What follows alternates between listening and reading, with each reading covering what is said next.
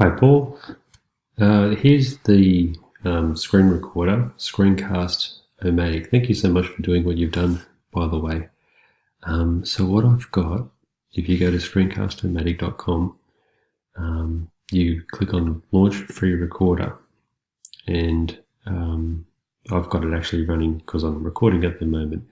You'll need to download a small program and run it, and once you do, there'll be a little panel down in the left-hand corner to record. Once you've recorded,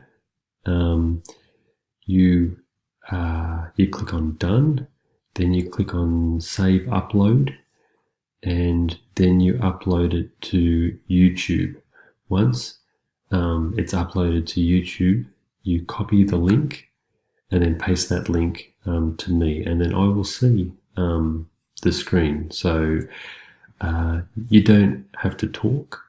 You can turn the volume on or off.